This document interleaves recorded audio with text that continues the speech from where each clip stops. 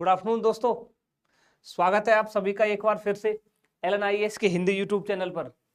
और दोस्तों, जैसा कि आपको पता है, हमारी जो एथिक्स की क्लासेज चल रही है जनरल स्टडीज पेपर 4 के लिए, नीतिशास्त्र, सत्यनिष्ठा और अभिक्षमता वाली जो क्लासेज है, उसमें दोस्तों हम टॉपिक 4 टॉपिक फिनिश कर चुके हैं। टॉपिक नंबर 5 हमारा चल रहा था, जिसमें हम भारत के नैतिक विचारक और दार्शनिक देख रहे थे, जिसमें हम कवर कर चुके हैं दोस्तों। आज आई थिंक थर्ड क्लास है इसकी, भाग थर्ड, भारत के नैतिक विचारक और दार्शनिकों का जो योगदान है उसका तीसरी क्लास है। और हम देख चुके हैं दोस्तों अब तक, देखिए, जवाहरलाल नेहरू हम पढ़ चुके हैं। कल हमने गांधी जी को डिस्कस किया था, काफी डिटेल में डिस्कस किया था गांधी जी को, क्योंकि गांधी जी से सवाल भी बहुत ज्यादा पूछे जाते हैं, हर साल सवाल पूछा जाता है और उनको लिखने का मौका भी आपको जीएस के किसी ना किसी पेपर में जरूर लिखने का मौका मिलता है। इसलिए गांधी जी को हमने बहुत डिटेल में कवर किया था कल की क्लास में। अब दोस्तों आगे हम डॉक्टर भीमराव अंबेडकर, राजा राममोहन राय, स्वामी विवेकानंद जी, गीता दर्शन, चारवाक, जैन, बौद्ध, वेदांत, नव्य वेदांत, ये सब हम डिस्कस करने वाले हैं। आज की क्लास में हम ये यहाँ तक कवर करेंगे दोस्तों। अंबेडकर, राजा राममोहन राय, स्वामी विवेकानंद, गीता दर्शन, चारवाक दर्शन, ये जैन दर्शन, बौद्ध और वेदांत, नव्य वेदांत, ये हम कल डिस्कस कर लेंगे। और कल साथ ही साथ हम जो विश्व के नैतिक विचारक और दार्शनिक है उनकी शुरुआत भी कर देंगे। इस टॉपिक, इसको भारत वालों को खत्म कर लेंगे और विश्व के शुरुआत कर देंगे। तो ठीक है दोस्तों, देखते हैं। पहले पढ़ते हैं डॉक्टर भीमराव अंबेडकर साहब को। डॉक्टर भीमराव अंबेडकर महान विचारक, महान नेता, महान सुधारकों में से एक, भारतीय संविधान को गढ़ने वाली व्यक्तित्व डॉक्टर अंबेडकर साहब। इनके जीवन से हमको क्या शिक्षाएं मिलती हैं, क्या इनका योगदान है, देखिए दोस्तों। दोस्तों अंबेडकर साहब ना सामाजिक जो समानता है, सामाजिक समानता के पक्षधर थे। वो मानते थे कि दोस्तों समाज में किसी भी तरीके का कोई जाति भेद नहीं होना चाहिए, कैसा भी कोई ऊंच नीच का भेद नहीं होना चाहिए, यानी सामाजिक असमानता के बिल्कुल भी वो पक्षधर नहीं थे। वो सामाजिक समानता चाहते थे। उसके साथ साथ दोस्तों महिला अधिकारों को वो संवैधानिक सुरक्षा प्रदान करने के लिए संघर्षरत रहे। जीवन भर उन्होंने महिला अधिकारों की बात की। देखिए उनका बहुत ही फेमस स्टेटमेंट क्या कहता है दोस्तों। उनका कहना था कि मैं किसी समुदाय की प्रगति, महिलाओं ने जो प्रगति हासिल की है उससे मापता हूं। देखो कितनी बेहतरीन सोच है। वो कहते थे कि मैं किसी समुदाय की, अगर मुझे प्रोग्रेस, प्रगति, उसने क्या डेवलपमेंट किया है, अगर ये मुझे मापना हो तो मैं उसमें महिलाओं की प्रगति देखता हूं। महिलाओं ने कितनी प्रगति की है, वही मापदंड है, उसी से मापता हूं। और दोस्तों ऑब्वियस सी बात है, महिलाएं प्रगति करेंगी, कहते भी है ना, एक फीमेल जो है, एक बेटी जो है, वो 2 परिवारों से जुड़ी होती है। जिस परिवार में उसका जन्म हुआ है और जहां उसकी शादी होती है, तो 2 परिवारों के लिए एक तरीके से वो उनकी प्रोग्रेस का कार्य करती है, उनके कल्याण के लिए कार्य करती है। और दोस्तों उनका कहना था कि मेरा जो सामाजिक दर्शन है, उनका जो सामाजिक दर्शन है वो 3 शब्दों में रखा जा सकता है: स्वतंत्रता, समता और बंधुत्व। वो दोस्तों बात करते थे स्वतंत्रता की, समता की, बंधुत्व की। अब दोस्तों स्वतंत्रता को अगर हम देखें तो स्वतंत्रता 2 तरीके की होती है। एक होती है नकारात्मक स्वतंत्रता, नेगेटिव लिबर्टी। एक होती है दोस्तों सकारात्मक लिबर्टी, सकारात्मक स्वतंत्रता।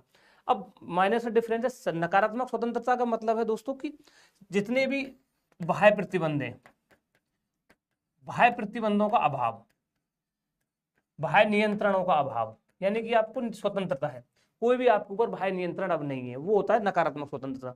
वही अगर हम बात करें सकारात्मक स्वतंत्रता की दोस्तों, तो बाह्य प्रतिबंधों का अभाव तो रहेगा ही, साथ में दोस्तों सकारात्मक स्वतंत्रता में आ जाता है कि ऐसा मौका या ऐसा अवसर या ऐसी अपॉर्चुनिटीज हम उपलब्ध कराएं व्यक्ति को, ऐसे मौके, अवसर, अपॉर्चुनिटी उपलब्ध कराएं जिससे वो अपनी स्वेच्छा से अपना ओवरऑल, अपना समग्र विकास कर सके। वो होता है सकारात्मक स्वतंत्रता। तो अंबेडकर साहब स्वतंत्रता की बात करते हैं, समता की बात करते हैं, भाईचारे की बात करते हैं। और उन्होंने हमेशा इस बात पर बल दिया कि मानव जाति को सामाजिक और आर्थिक न्याय हासिल हो। सामाजिक न्याय की बात करी, आर्थिक न्याय की बात करी। दोस्तों आगे देखिए, अंबेडकर साहब ने बताया था कि प्रजातंत्र जो है दोस्तों, लोकतंत्र, लोकतंत्र की सफलता के लिए उन्होंने 6 शर्तें बताई थी अपने विचारों में।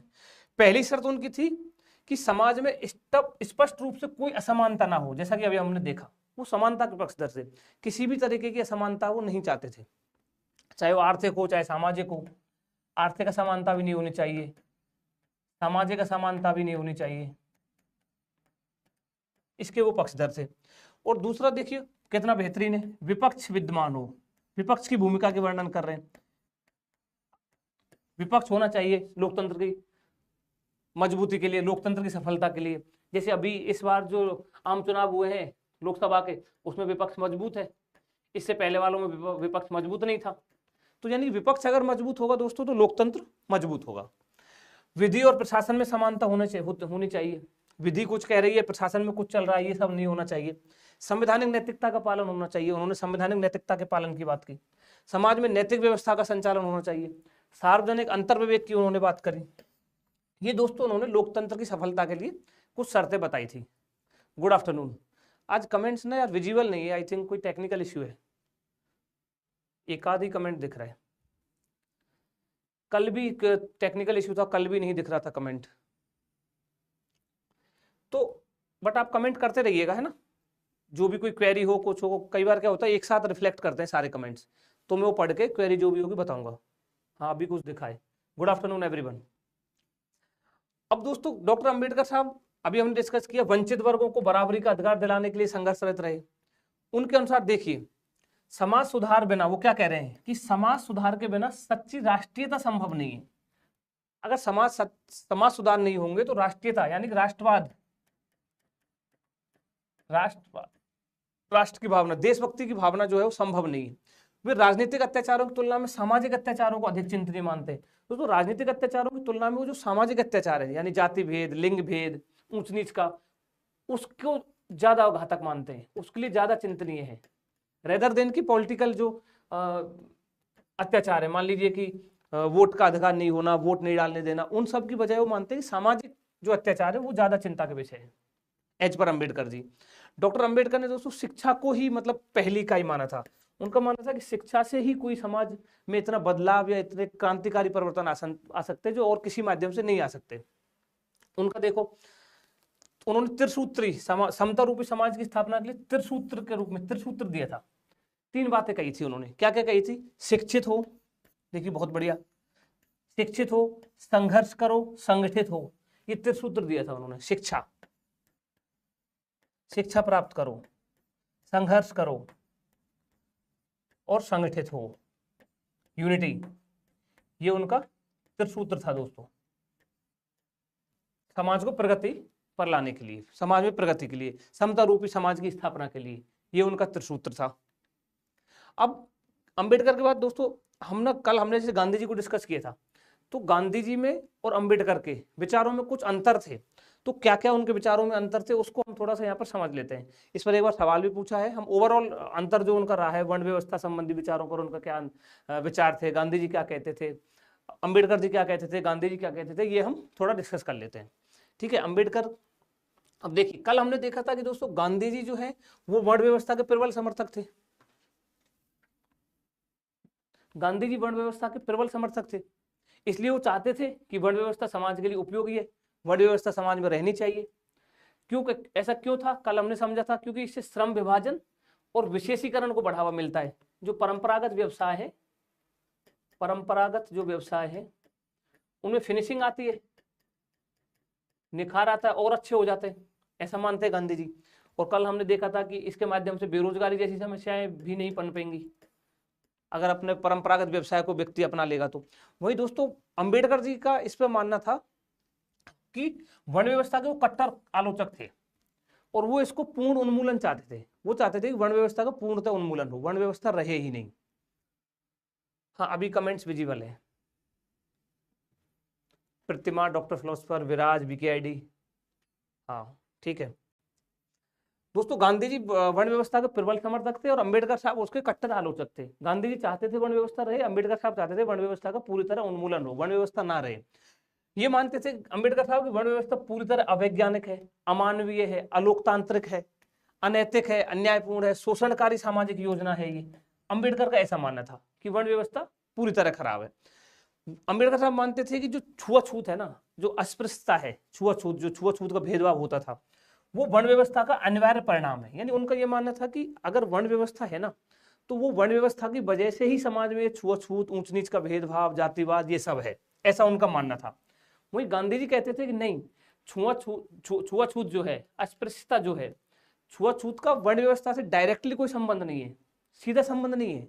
गांधी जी मानते थे कि छुआछूत जो है वर्ण व्यवस्था की अनिवार्य विकृति ना होकर ये बाह्य विकृति है, यानी कि वर्ण व्यवस्था की वजह से छुआछूत नहीं आया है, ऐसा मानना था गांधी जी का। अंबेडकर जी कहते थे कि नहीं, छुआछूत की जो समस्या है, अस्पृश्यता जो है, एक दूसरे से भेदभाव जो किया जाता है, वो वर्ण व्यवस्था का अनिवार्य परिणाम है। ये इनमें मेजर डिफरेंस थे।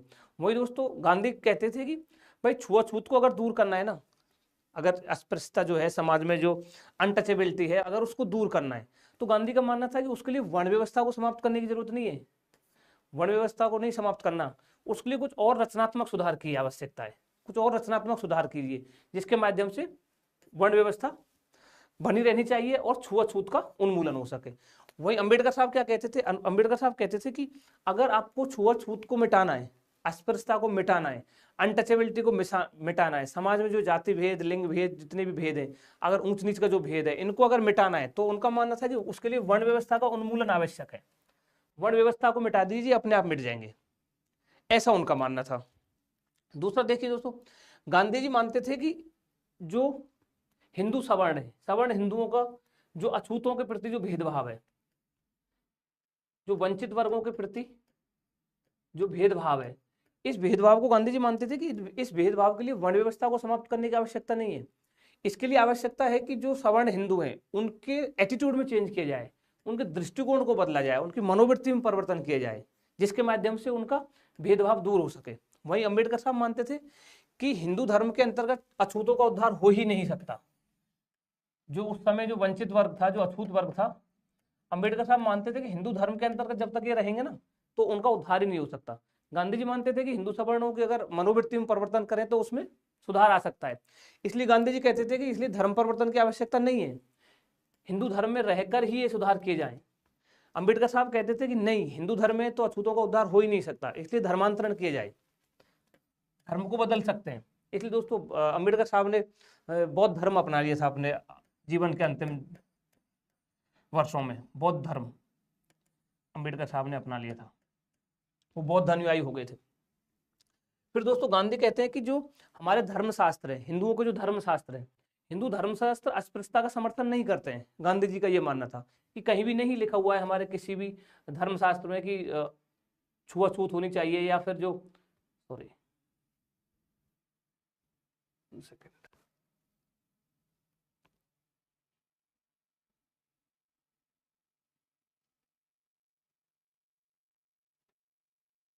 ठीक है,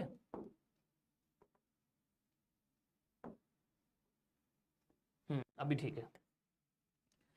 तो गांधी जी कहते थे कि धर्मशास्त्रों में कहीं भी नहीं लिखा हुआ है कि अस्पृश्यता होनी चाहिए, छुआछूत की जो है वो होनी चाहिए। इसलिए गांधी जी कहते हैं कि धर्मशास्त्रों की मूल मान्यताओं में जो विद्रोह है, या उनकी जो मूल मान्यता है हमारे धर्मशास्त्रों की, उनको नहीं ठुकराना चाहिए, उनको चैलेंज नहीं करना चाहिए। अंबेडकर साहब कहते थे कि जो ये छुआछूत है ना, इसका जो बीज है वो हिंदू धर्म के जो धर्मशास्त्र हैं उनमें ही विद्यमान है, उनमें ही लिखा हुआ है। इसलिए इन्होंने बताते हैं कि मनुस्मृति को जला दिया था अंबेडकर साहब ने, ऐसा इनका मानना था दोस्तों। ये कहते थे कि अस्पृश्यता को दूर करने के लिए हिंदू धर्मशास्त्रों की मूल मान्यताओं का विद्रोह करना होगा, हिंदू धर्म की जो मूल मान्यताएं हैं उनको ठुकराना होगा, उनका विद्रोह करना होगा। गांधी जी कहते थे कि नहीं, उन मूल मान्यताओं को ठुकराने की आवश्यकता नहीं है, धर्म, हमारे धर्मशास्त्र जो है इसका समर्थन नहीं करते हैं। तो दोस्तों ये कुछ, वॉइस थोड़ी कम आ रही है विराज, मेरी साइड से ठीक है वॉइस का, तो ठीक है। तो ये दोस्तों कुछ डिफरेंस थे अंबेडकर साहब और गांधी जी के विचारों में। अब अंबेडकर साहब को देखने के बाद दोस्तों हम अगले सुधारक देखते हैं, राजा राम मोहन राय। ये भी भारत के महान सुधारकों में से एक हैं, महान सुधारक राजा राम मोहन राय। दोस्तों राजा राम मोहन राय की अगर हम बात करते तो इन्होंने स्त्री अधिकारों के लिए, महिला अधिकारों के लिए आजीवन प्रयास करते रहे, महिलाओं के उद्धार के लिए इन्होंने कार्य किया। सती प्रथा के उन्मूलन का श्रेय इन्हीं को जाता है दोस्तों, राजा राम मोहन राय। स्त्री पुरुष समानता पर इन्होंने बल दिया। और देखिए कितनी बेहतरीन बात है, इनका कहना था कि प्रत्येक स्त्री को पुरुषों की तरह अधिकार प्राप्त हो। ये 1800 के आसपास की बात है दोस्तों, तब ये बातें कर रहे हैं। देखिए कि प्रत्येक स्त्री को पुरुषों की तरह अधिकार प्राप्त हो, क्योंकि स्त्री ही पुरुष की जननी है। हमें हर हाल में स्त्री का सम्मान करना चाहिए। कितनी बेहतरीन बात कर रहे हैं उस टाइम पे। और देखिए और क्या कह रहे हैं, यदि मानव जाति किसी के द्वारा थोपे गए विचारों पर ध्यान ना दे और अपने तर्क से सत्य का अनुसरण करे तो उसकी उन्नति को कोई नहीं रोक सकता। यानी कि मानव जाति जो है, अगर वो किसी अन्य के द्वारा जो थोपे गए विचार हैं, मान लीजिए, अगर उन पर ध्यान नहीं दे, सत्य का अनुसरण करे, तो मानव जाति बहुत, उसकी जो उन्नति है, उसकी जो प्रगति है, उसका जो विकास है, उसको कोई रोक नहीं सकता। वे तार्किक एवं चिंतनशील बनने की प्रेरणा देते थे कि लॉजिकल बनो, बातों को सोचो समझो, बिना बात के या बिना वजह के जो परंपरागत चीजें चली आ रही हैं, लाइक सती प्रथा जैसी, उनको इनडायरेक्टली ब्लाइंड फॉलो मत कीजिए, ऐसा उनका मानना था। वे शिक्षा देते हैं कि हमें किसी के भी विचारों का अंधानुकरण बिना तार्किक विचार किए नहीं करना चाहिए। वही लॉजिकल थॉट, साइंटिफिक टेम्परामेंट की बात कर रहे हैं, ठीक है। फिर वो बोलते, देखो उन्होंने कहा कि शिक्षा को उन्होंने महत्व दिया था। उनका विश्वास था कि भारत की प्रगति मात्र शिक्षा से ही संभव है, जैसा अम्बेडकर साहब के उसमें हमने देखा।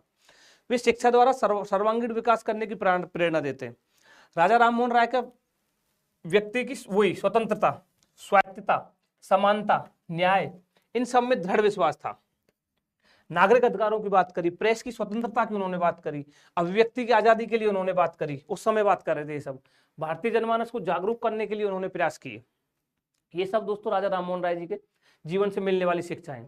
राजा राममोहन राय अपने पूरे जीवन में कभी भी पूर्वाग्रह से प्रभावित नहीं हुए, किसी भी तरीके के पूर्वाग्रह से ग्रसित नहीं थे। पूर्वाग्रह क्या होता है दोस्तों? पूर्वाग्रह का मतलब है कि जैसे आप कोई भी व्यक्ति है, कोई भी घटना है, या कोई भी जाति विशेष है, धर्म विशेष है, उसके बारे में कुछ आप पहले से ही कुछ सोच के बैठे हो कि ये इस तरीके का होगा। फॉर एग्जाम्पल, मान लीजिए आपका कोई दोस्त है, ठीक है, और वो किसी धर्म विशेष का है, या यानी मान लीजिए आप किसी व्यक्ति से पहली बार मिले हो और वो किसी धर्म विशेष का है, किसी जाति विशेष का है, या फिर किसी क्षेत्र विशेष का है, ठीक है, और आप उससे जैसे ही पहली बार मिले, जैसे उसने बताया कि मैं इस जगह का रहने वाला हूँ, या मैं इस पर्टिकुलर जाति से हूँ, या इस पर्टिकुलर धर्म से हूँ, तो उसने जैसे ही बोला, आप उस व्यक्ति को जानते भी नहीं हो, आपने कुछ सोचा भी नहीं, आपको नहीं पता वो कितना अच्छा व्यक्ति है, कितना बुरा व्यक्ति है, बट आपने एज्यूम कर लिया कि यार अरे यार उस पर्टिकुलर जाति से, उस पर्टिकुलर एरिया से आता है, उस पर्टिकुलर धर्म से आता है, तो ये तो ऐसा ही होगा, इस तरीके का। वो होता है दोस्तों पूर्वाग्रह। मतलब पहले से ही आप किसी के बारे में कुछ अवधारणा बना लेते हो, आपने देखा सोचा समझा नहीं है कैसा व्यक्ति है, क्या है, वो पूर्वाग्रह होता है। तो राजा राममोहन राय जी किसी भी तरीके के पूर्वाग्रह से प्रभावित नहीं हुए, जो पहले से चला आ रहा था। तो दोस्तों ये राजा राममोहन राय जी, और हम इनको ना थोड़ा ब्रीफ में देख रहे हैं दोस्तों, क्योंकि ये ऐसे टॉपिक में बहुत ज़्यादा कुछ समझाने को या कुछ ऐसा है नहीं, आप खुद से भी इनको बहुत अच्छे से तैयार कर सकते हो। तो हमने गांधी जो थे उनका उसमें काफ़ी वो था, इम्पोर्टेंट भी थे, और इम्पोर्टेंट तो खैर ये भी है, और काफ़ी कुछ समझने को भी था, तो उनको हमने डिटेल में देखा था। तो आप ऐसे मत सोचना कि इतना जल्दी जल्दी हो रहा है, ठीक है।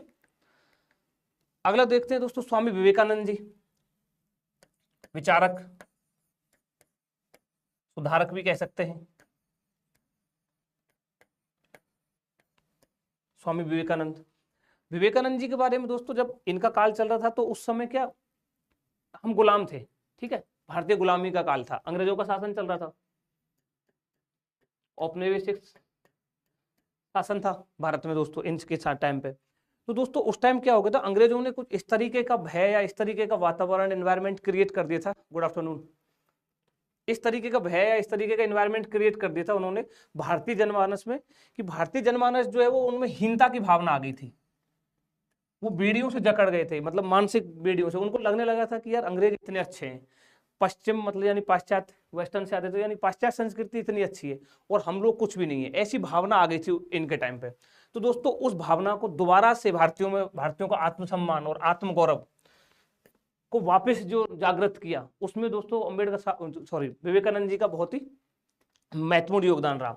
इन्होंने दोस्तों बताया कि मान लेते हैं कि इन्होंने भारतीय जनमानस को जागृत किया, भारतीय जनमानस में एक तरीके का विचार उनके दिमाग में डाला कि मान लीजिए कि जो पाश्चात्य है जिसके बारे में आप बोल रहे हो कि वो श्रेष्ठ हैं और हम हीन हैं, हम यानी हम उनसे अच्छे नहीं है, वो हमसे अच्छे हैं, इस तरीके की जो जनभावना जनमानस जो बन गया था, तो दोबारा से आत्मगौरव आत्मसम्मान को जगाने के लिए उन्होंने कहा कि जो पाश्चात्य है यानी जो अंग्रेज हैं, तो हो सकता है वो भौतिक रूप से यानी भौतिक रूप से समृद्ध है,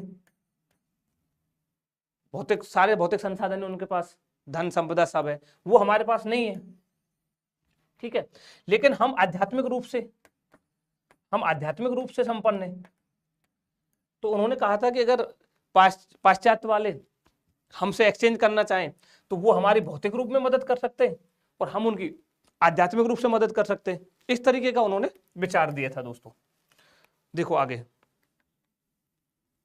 उन्होंने कहा, उनका मानना था कि विदेशों में भौतिक समृद्धि अधिक है, ठीक है, परंतु हमें याचक नहीं बनना चाहिए। याचक मीन्स हमको ऐसे नहीं सोचना चाहिए कि उनके सामने हाथ फैलाएं या फिर हम सोचे कि वो ही श्रेष्ठ है, हम कुछ नहीं है। हमारे पास भी उनको देने के लिए बहुत कुछ है, जैसे योग एवं आध्यात्म। हाँ, वो जो अभी हमने डिस्कस किया, विवेकानंद जी ने कहा था कि उनके पास भौतिक संसाधन ज्यादा है, वो भौतिक रूप से समृद्ध है और हम आध्यात्मिक रूप से समृद्ध हैं। तो अगर एक्सचेंज करें, हम उनको अध्यात्म सिखा सकते हैं, वो हमारी भौतिक रूप से मदद कर सकते हैं। अतः पश्चिमी जगत भारत से योग और आध्यात्म के संबंध में मदद ले सकता है और अपनी भौतिक समृद्धि से भारत को मदद कर सकता है, वही जो अभी हमने डिस्कस किया। इस प्रकार परस्पर सहयोग द्वारा अर्थात पूर्व और पश्चिम के लिए आवश्यक है, यानी पूर्व वो भारत के लिए बात कर रहे हैं हमारे लिए, और पश्चिम वो अंग्रेजों के लिए बात कर रहे हैं। फिर दोस्तों देखिए, उन्होंने जो एक और बहुत ही इंपॉर्टेंट उनकी जो रही, उन्होंने देशवासियों में देश प्रेम और समर्पण का भाव जागृत किया, जिससे प्रेरित होकर अनेकों ने अपने जीवन को देश के लिए समर्पित कर दिया। ये हम डिस्कस कर ही चुके, बता चुके। देखिए और उनका बहुत फेमस कोटेशन, उन्होंने कहा था दोस्तों, उठो जागो और लक्ष्य प्राप्त करने तक ना रुको। बहुत ही फेमस, ये आज भी दोस्तों, ये जो उठो जागो और तब तक ना रुको जब तक अपने लक्ष्य की प्राप्ति ना हो सके, आज भी ये जो उनका नारा है, जो कोटेशन है, वो आज भी युवाओं को उत्साहित एवं प्रेरणादायक संदेश देता है। विराज कह रहे हैं, सर गांधी अम्बेडकर दोनों अछूतों के लिए काम कर रहे थे, फिर भी दोनों विचारों में मतभेद क्यों था? हाँ, दोनों अछूतों के लिए कार्य कर रहे थे, मतभेद जो था वो बताया, मतभेद क्यों था। अब मतभेद क्यों था यार, वो तो देखो सबका अलग अलग नजरिया और सोचने का दृष्टिकोण होता है। गांधी जी उस चीज को लेके अलग तरीके से सोच रहे थे, अम्बेडकर साहब अलग तरीके से सोच रहे थे, और शायद मतभेद होने का रीजन एक ये भी हो सकता है कि जिस बारे में अम्बेडकर साहब बात कर रहे थे वो उन्होंने झेला था, उन्होंने जाति भेद, ऊंच नीच का भेद, ये सब उन्होंने खुद झेला था, क्योंकि वो खुद उसी समुदाय से बिलोंग करते थे, तो उन्होंने तो खुद झेला था, तो उनको पता था। हो सकता है गांधी जी उस चीज को उतना फील नहीं कर पाए, तो उनके विचारों में इसलिए मतभेद हो सकता है, ठीक है। बाकी मतभेद था वो हमने डिस्कस कर लिया। बाकी हिस्ट्री के पॉइंट ऑफ व्यू से इसका और भी बहुत सारे, हिस्ट्री में जब आप पढ़ोगे तो कुछ चीजों को थोड़ा थोड़ा तो और क्लियर हो जाएगा, ठीक है। हमारे पॉइंट ऑफ व्यू से जो था वो हमने डिस्कस किया। तो हम कहाँ थे दोस्तों, उठो जागो और लक्ष्य प्राप्त करने तक ना रुको, जो ये उनका नारा था, जो उन्होंने कहा था, वो आज भी युवाओं को प्रोत्साहित करता है, उत्साहित करता है। एक उनका जो बहुत ही महत्वपूर्ण जो था दोस्तों, उन्होंने बल दिया कि दरिद्र नारायण का कॉन्सेप्ट दिया, स्वामी विवेकानंद जी ने, दरिद्र नारायण। अब देखो दरिद्र नारायण वाले कॉन्सेप्ट को आप ऐसे समझो दोस्तों, इन्होंने कहा था कि दरिद्र नारायण है, देखो इसको कल जैसे हमने डिस्कस किया था ना गांधी जी के बारे में, उससे थोड़ा सा समझना। कल हमने डिस्कस किया था कि कोई व्यक्ति है ना, और हमने बताया था हर व्यक्ति, प्रत्येक व्यक्ति के अंतर्गत अंतरात्मा है ना, और वो जो अंतरात्मा है दोस्तों, वो अंतरात्मा ईश्वर का अंश है, कल हमने डिस्कस किया था, अंतरात्मा ईश्वर का अंश है। तो दोस्तों अम्बेडकर जी, विवेकानंद जी का मानना था कि प्रत्येक व्यक्ति में वही गांधी जी की तरह अंतरात्मा है, और वो अंतरात्मा ईश्वर का रूप है। उनका मानना था कि जो दरिद्र व्यक्ति है, जो दरिद्र व्यक्ति है, उसकी जो अंतरात्मा है ना, वो एकदम प्योरेस्ट फॉर्म में है, एकदम पवित्र है। अगर आप उसको पीड़ा पहुंचाओगे, आप अगर उसको दुख दर्द पहुंचाओगे, तो आपकी जो गति है वो ठीक नहीं होगी। और अगर आप उसकी सेवा करोगे, अगर आप उसको जो चाहिए उस चीजों को आवश्यकता अनुसार उपलब्ध करवाओगे, दरिद्र नारायण, दरिद्र यानी कि आप डायरेक्ट एक तरीके से जो दरिद्र की अगर आप सेवा कर रहे हो, तो डायरेक्ट आप नारायण की सेवा कर रहे हो, क्योंकि उनकी जो अंतरात्मा है वो प्योरेस्ट फॉर्म में है, एकदम पवित्र है, और प्रत्येक व्यक्ति में अंतरात्मा है उसमें, और अंतरात्मा ईश्वर का अंश है, ये कल हमने देखा ही था। ये उनका दरिद्र नारायण का कॉन्सेप्ट था। जब हम दरिद्र को नारायण मानकर उसकी सेवा और सहायता करेंगे तभी हमारी आत्मा का शुद्धिकरण होगा, तब हम ईश्वर साक्षात्कार के योग्य होंगे। वही अगर दरिद्र की सेवा करेंगे तो आप समझिए सीधा नारायण की सेवा है, सीधा ईश्वर की सेवा है। ठीक है विराज। अतः गरीबों, असहायों और पीड़ित मानवता की सेवा ही ईश्वर की सच्ची सेवा है। ये दोस्तों स्वामी विवेकानंद जी का वो था। इसके साथ साथ उन्होंने मानवतावाद, नव्य वेदांत जो दिए था, हम डिस्कस करेंगे अगली क्लास में, वो भी हम विवेकानंद जी के बारे में पढ़ेंगे। तो दोस्तों ये हो गए हमारे कुछ थिंकर्स जो देखे हमने। अब हम दर्शन स्टार्ट करते हैं एक एक करके। गीता दर्शन देख लेते हैं, गीता के बाद चारवाक देख लेंगे, फिर जैन, बौद्ध और वेदांत और नव्य वेदांत है वो हम डिस्कस कर लेंगे। तो दोस्तों अगर बात करते हैं गीता दर्शन की, गीता, तो गीता दर्शन में देखिए दोस्तों, सबसे पहले हम इसमें ऐसा नहीं भाई पूरी गीता पढ़ेंगे, जितना जो प्रशासन के पॉइंट ऑफ व्यू से, सिलेबस के पॉइंट ऑफ व्यू से जो इंपॉर्टेंट है वो हम डिस्कस करेंगे। जैसे निष्काम कर्म इंपॉर्टेंट कॉन्सेप्ट है गीता का। तो दोस्तों निष्काम कर्म क्या है? दोस्तों गीता के अनुसार फल की आसक्ति से रहित होकर, ये इंपॉर्टेंट बहुत है, समझना। देखो, फल की आसक्ति से रहित होकर अपने सामाजिक कर्तव्यों का पालन करना या फिर अपने स्वधर्म का पालन करना ही निष्काम कर्म होगा। यानी कि आपको फल की आसक्ति से रहित होना है। देखना, इसको थोड़ा समझना। एक होता है दोस्तों फल की इच्छा, फल की इच्छा, और एक होता है फल की इच्छा में आसक्ति। इसको ध्यान से समझना, यहाँ सबसे ज्यादा कंफ्यूजन रहता है दोस्तों।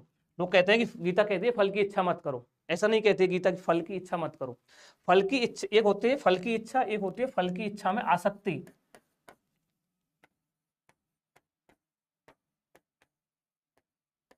तो दोस्तों गीता कहती है कि फल की इच्छा में आसक्ति मत रखो।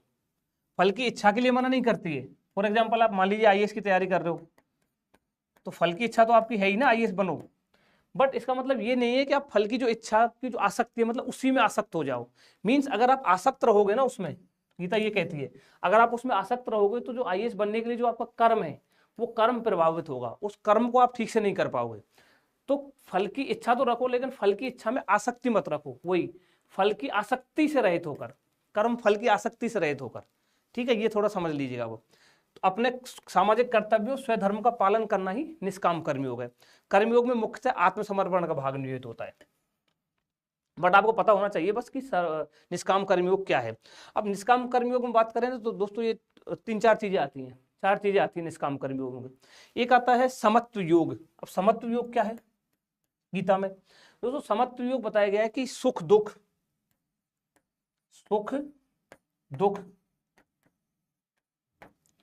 लाभ हानि, सुख दुख, लाभ हानि, जय पराजय,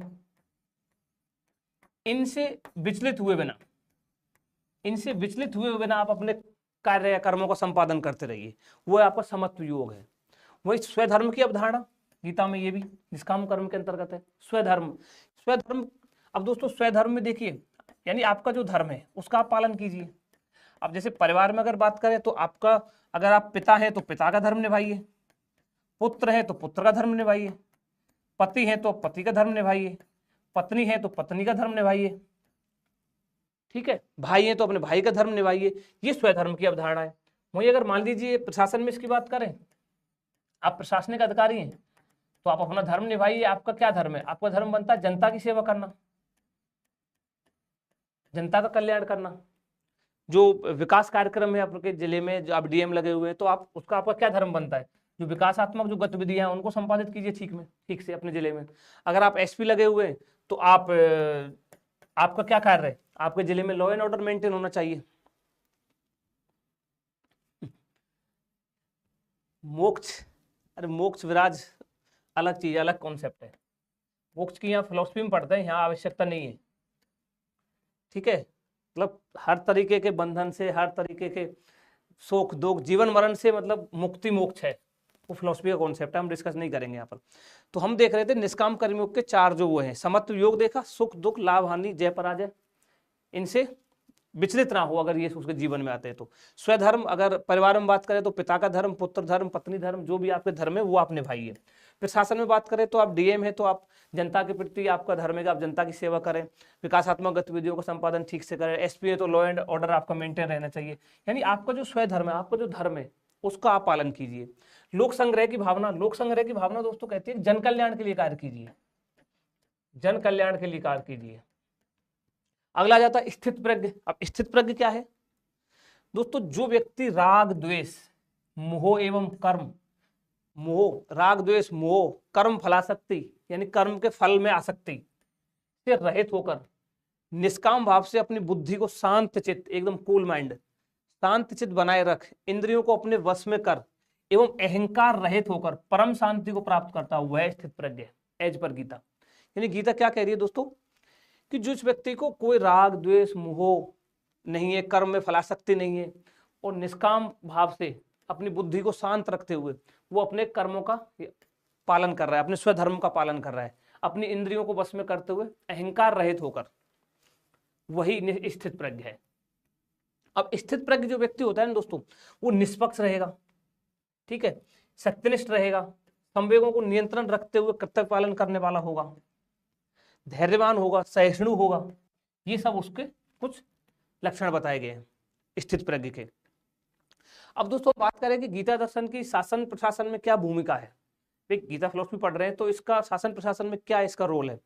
तो देखिए सबसे पहला तो स्वधर्म को लेकर जैसे देखें, अब स्वधर्म अभी हमने डिस्कस किया, स्वधर्म धर्म क्या होगा प्रशासनिक अधिकारी का? जनता की सेवा, जनता की सेवा प्रशासनिक अधिकारियों का स्वधर्म है, उनको जनता की सेवा करनी चाहिए।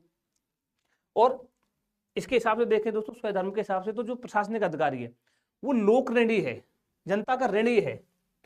कैसे ऋणी है? लोक ऋणी कैसे हो, जनता का ऋणी कैसे है? क्योंकि दोस्तों उसको जो सैलरी मिल रही है, उसको जो पक्ष या जो भी बेनिफिट्स मिल रहे हैं गवर्नमेंट की तरफ से, वो कहाँ से आ रहा है? सब वो भारत की संचित निधि से दिया जा रहा है, भारत का जो पैसा है सरकार का। अब वो कहाँ से आया है? जनता से एकत्रित टैक्स से आया है। यानी कि ओवरऑल अगर देखें तो जो भी प्रशासनिक अधिकारी है उनको जो भी वेतन भत्ते दिए जा रहे हैं वो कहाँ से दिए जा रहे हैं? जनता का पैसा है। तो जनता का पैसा है तो क्या हो गए? लोक ऋणी हो गए। तो उनको मन वचन और कर्म से जनता की सेवा करनी चाहिए और जो ये लोक ऋण है, जो उनके ऊपर जो ऋण है, इस ऋण से मुक्त होने का प्रयास करना चाहिए, ऐसा कहता है स्वधर्म। ठीक है, इस रूप में प्रशासनिक अधिकारी जनता के ऋणी है, ये हमने देखा। तो अगर कोई भी व्यक्ति ऐसा सोचेगा जो प्रशासनिक अधिकारी होगा, वो स्वधर्म की अगर बात करेगा, गीता हेल्पफुल है ना प्रशासन में, स्वधर्म की अगर बात करेगा, अपने स्वधर्म का पालन करेगा, तो प्रशासन कैसा होगा? सुशासन होगा, जन केंद्रित शासन होगा, है ना, जन कल्याण होगा, जितनी भी योजनाएं या नियम कानून बन रहे हैं उनका इंप्लीमेंटेशन ठीक से होगा। तो ये दोस्तों स्वधर्म वाला पॉइंट है। अगला देखिए समत्व जो योग है, अभी हमने देखा, इससे क्या होगा दोस्तों? आर्टिकल जो 14 है संविधान का, विधि के समक्ष समता और विधि का समान संरक्षण। फिर आर्टिकल 51A का ई, मूल कर्तव्यों में जो है भारत के सभी लोगों में समरसता और भाईचारे की भावना का निर्माण, इसको प्रोत्साहित करता है समत्व योग। सिविल सेवा के जो बुनियादी मूल्य हैं, सत्यनिष्ठा, निष्पक्षता, गैर तरफदारी, लोक समानता के आदर्श के साकारीकरण में, लोकतंत्र के साकारीकरण में ये समत्व योग जो है सहायक है। अगला देखिए निष्काम कर्मयोग। निष्काम कर्मयोग तो अभी हमने देखा कि फलासक्ति नहीं है, हर तरीके के राग द्वेष से मुक्त है। तो प्रशासनिक अधिकारी की अगर मान लीजिए फल की आसक्ति नहीं होगी, उससे रहित होकर अगर वो काम करेगा, तो जो कर्तव्य है संविधान के अनुसार जो उसके कर्तव्य बताए गए मान लीजिए, उनका निर्वहन वो ठीक से करेगा, संविधानवाद के आदर्श को मूर्त रूप स्थापित होगा, होगा कि नहीं होगा? मान लीजिए कोई अधिकारी है, वो निष्काम भाव से अपना जो उसका धर्म है, जो उसकी ड्यूटी है वो निभा रहा है। जैसे एक दिन हमने डिस्कस किया था कि मान लीजिए किसी अधिकारी के पास किसी नेता का या किसी का फोन आ जाता है ना, तो क्या करेगा? अगर जो जिसके अंदर का निष्काम कर्मी होगा तो इसकी वो इस बारे में कोई चिंतित ही नहीं होगा कि फोन आएगा उससे मेरा ट्रांसफर हो जाएगा या मेरा नुकसान हो जाएगा या फायदा हो जाएगा। उसका जो धर्म है वो उसी को निभाएगा। तो गीता हेल्पफुल है। निष्काम कर्म। स्थित प्रज्ञ, अभी बताया था, स्थित प्रज्ञ व्यक्ति सत्यनिष्ठ होता है। तो स्थित प्रज्ञ कार्य की अधिकता एवं राजनीतिक हस्तक्षेप होने पर प्रशासन के तनाव प्रबंधन में सहायक है। कैसे? हमने बताया ना, स्थित प्रज्ञ व्यक्ति है जो शांत चित्त होगा, तो काम का दबाव हो, कोई राजनीतिक हस्तक्षेप आ रहा हो, वही किसी नेता का फोन आ गया, तो उसका जो स्ट्रेस मैनेजमेंट है, तनाव प्रबंधन है, उसको ठीक से कर पाएगा स्थित प्रज्ञ को अगर अपने जीवन में किसी ने धारण किए हुए तो। इसके अलावा प्रशासक को पक्षपातपूर्ण कोई भी फैसला लेने में, परिवारवाद की भावना से ऊपर उठने में सहायक होगा। प्रशासक कई बार ऐसे फैसले लेते हैं जो उनके परिवार के लिए हो, किसी दोस्त के लिए हो, या कोई ऐसा डिसीजन जो पक्षपातपूर्ण हो। अगर व्यक्ति स्थित प्रज्ञ होगा तो ये सब डिसीजन नहीं लेगा। तो ये दोस्तों गीता की शासन प्रशासन में भूमिका है। और अन्य अगर कुछ और भूमिकाओं की बात करें दोस्तों, तो गीता समाज के कमजोर वर्गों के प्रति समानुभूति, सहिष्णुता और करुणा के भाव को बढ़ाने में सहायक है। गीता में कहा गया है कि कर्म में कुशलता ही योग है, कर्म में कुशलता ही योग है। प्रशासनिक अधिकारियों को भी अपना कार्य संयमित होकर कुशलता एवं प्रभावपूर्ण तरीके से संपन्न करना चाहिए। गीता में दोस्तों टीम वर्क, समस्या के अनुसार रणनीति बनाने, सदस्यों का मनोबल बढ़ाने, नवाचार करने, समझाने बुझाने के कौशल, समझाने बुझाने, अनुनय विनय, कृष्ण जी कैसे समझाते हैं अर्जुन को, समझाने के कौशल, टीम वर्क, कौरव एक तरफ है, पांडव एक तरफ है, पूरी टीम के साथ काम कर रहे हैं, नेतृत्व क्षमता, लीडरशिप, सीमित संसाधनों में समुचित प्रयोग इत्यादि की स्थिति दिखाई देती है। और प्रशासन के लिए सभी मददगार है। जितने भी बातें हमने डिस्कस करी है, टीम वर्क, समस्या अनुसार रणनीति बनाने और समझाने बुझाने का जो कौशल है वो सब गीता में है, और वो हमारे प्रशासन में भी मददगार है। ठीक है, अगला देखते हैं दोस्तों चारवाक दर्शन। अब चारवाक दर्शन को थोड़ा सा पढ़ने से पहले ना इनके बारे में एक चीज समझना, जिससे आगे आपको आसानी रहे। चारवाक दर्शन जो है ना दोस्तों, ये मानता है कि प्रमाण 4 या 6 तरीके के होते हैं, बट हम यहाँ पर सिर्फ ये एक प्रत्यक्ष प्रमाण की बात करेंगे। ठीक है, तो बस इतना समझना कि चारवाक जो है ना एकमात्र प्रमाण मानता है प्रत्यक्ष को। प्रत्यक्ष मीन्स ये मानता है कि जो मुझे दिख रहा है, जो प्रत्यक्ष है, सबको सामने है, वो तो सच है, इसके अलावा कुछ भी नहीं है। ऐसा चारवाक दर्शन का मानना है। तो आप खुद ही बताइए, अगर ये सिर्फ प्रत्यक्ष को ही एकमात्र प्रमाण मानेगा, कि सिर्फ ये मानेगा जो मुझे दिख रहा है वही सच है, और ना तो अनुमान को मानेगा, किसी और चीज को नहीं मानेगा, तो ये आपको लगता है कि अगर एकमात्र प्रत्यक्ष को प्रमाण मान रहा है तो ईश्वर को मानेगा चारवाक? ऑब्वियस सी बात है, नहीं मानेगा, क्योंकि ईश्वर दिखते नहीं है। स्वर्ग नरक इसकी अवधारणा को मानेगा? नहीं मानेगा। पुनर्जन्म नहीं मानेगा। तो जो भी अलौकिक चीजें हैं दोस्तों, जो इस लोक की नहीं है, जो यह लौकिक चीजें, उनके अलावा कोई भी परलौकिक जो चीज है उसको दोस्तों चारवाक नहीं मानता है। अब ये सब नहीं मानता है तो इसका दर्शन भी ऐसा ही होगा। देखिए, ये जो एक श्लोक है, इसी के माध्यम से इनका दर्शन के बारे में पता लग जाता है। क्या कहते हैं? यावत जीवेत सुखम जीवेत ऋणम कृत्वा घृतम पिबेत भस्मीभूतस्य देहस्य पुनरागमनम कुतः। क्या कह रहे हैं? कि जब तक जियो सुख से जियो, मस्त एकदम, ऋण लेकर घी पियो। अगर आपको ऋण भी लेना पड़ रहा है तो घी पियो। यानी कि कहने का भाव क्या है कि आराम से, कोई टेंशन नहीं लेनी, आराम से खाओ पियो जियो, मस्त एकदम। क्यों? क्योंकि शरीर के विनाश के पश्चात यहाँ पुनः आगमन नहीं है। ऐसा कुछ नहीं है कि स्वर्ग है, नरक है, दोबारा से पुनर्जन्म होगा, ईश्वर है जो है, वो सब कुछ नहीं मानते। परलौकिक चीजों में नहीं मानता है ये बिल्कुल भी। ऐसा दर्शन है ये चारवाक दर्शन। ठीक है, अब आत्मा, स्वर्ग, कर्म नियम, पुनर्जन्म, इन सत्ता को नहीं मानेगा। हमने डिस्कस किया अभी, ये सब इनको नहीं मानेंगे। और वही चारवाक मतानुसार परलोक के सुख की लालसा, ये परलोक के सुख की लालसा नहीं करेगा। ये कहते हैं कि भाई हम कल ये सोचे कि मयूर मिलेगा, यानी कि मोर मिलेगा, और आज हमारे हाथ में कबूतर है और हम कबूतर को भी छोड़ दें कि नहीं कल मोर मिलेगा, तो ये सब नहीं करना। जो है आज है, आराम से मस्ती से जियो, सुखी से जियो। अगर ऋण भी लेना पड़े, किसी से पैसे उधार मांग के घी खरीदना पड़े तो लेके पियो, ये इनका मानना है। अब इस तरीके का दर्शन है तो आलोचना ऑब्वियस सी बात है। अब आलोचना क्या है दोस्तों? कि चारवाक के जो नीति विचार हैं उसमें जीवन के उच्च आदर्शों या मूल्यों का कोई स्थान ही नहीं है। कहाँ डिस्कस कर रहे हैं मूल्यों के बारे में? ये तो कह रहे हैं कि प्रत्येक व्यक्ति केवल अपने सुख की प्राप्ति का प्रयास करे, आराम से मस्त रहे। इससे क्या होगा? सामाजिक व्यवस्था खतरे में पड़ सकती है ना, ऐसा करेंगे सब तो।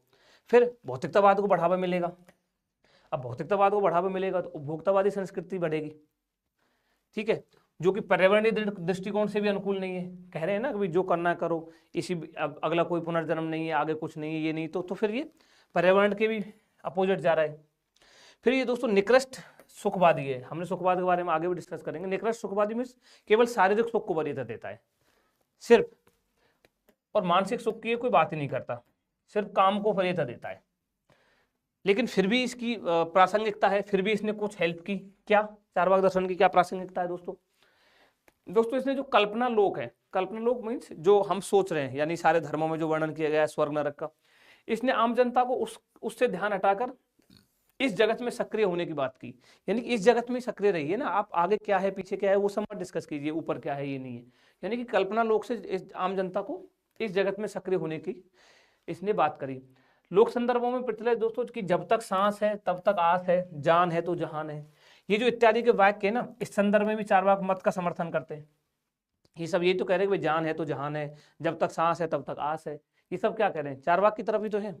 फिर दोस्तों चारवाक दर्शन है जो भाग्यवादी या पलायनवादी, भाग्यवादी मीन्स सब कुछ भाग्य पे जो छोड़ देते हैं कि जो भाग्य में लिखा है वही होगा। या फिर अब यही तो बोल रहे थे, अगर जो मान लीजिए पुनर्जन्म, ईश्वर, आत्मा, इन सब को नहीं मानेंगे तो भाग्यवादी नहीं बनेंगे, भाग्य भरोसे नहीं बैठेंगे, फिर भाग्य भी नहीं है चारवाक के अनुसार। तो पलायनवादी होने से, पलायनवादी मीन्स किसी बात कोई भी जो आप काम कर रहे हो उसको छोड़ के आप चले जाओ, पलायन कर जाओ, उस सब के लिए ये भाग्यवादी और पलायनवादी होने से बचाता है चारवाक दर्शन। ये चारवाक दर्शन की कुछ प्रासंगिकता है। ठीक है दोस्तों, आज तो फिर हम क्लास को देखो हमने डिस्कस कर लिए, फिर हम देते हैं नेहरू जी, गांधी, अंबेडकर, राजा राम मोहन राय, विवेकानंद, गीता दर्शन, चारवाक दर्शन। कल हम ये छोटे छोटे से और हैं ये 3 डिस्कस करेंगे, और जो विश्व के नैतिक विचारक और दार्शनिक है उनको हम कल इनको भी डिस्कस करेंगे, इनकी शुरुआत हम कर देंगे, शायद लिंकन और नेल्सन मंडेला ये हम कल डिस्कस कर लेंगे। ठीक है, तो कल इसकी शुरुआत करेंगे, विश्व के नैतिक विचारकों और दार्शनिकों का योगदान, और जो बचे हैं इंडियन वाले इनको फिनिश करेंगे। ठीक है, तो मिलते हैं दोस्तों कल, तब तक आप रिवाइज करते रहिए।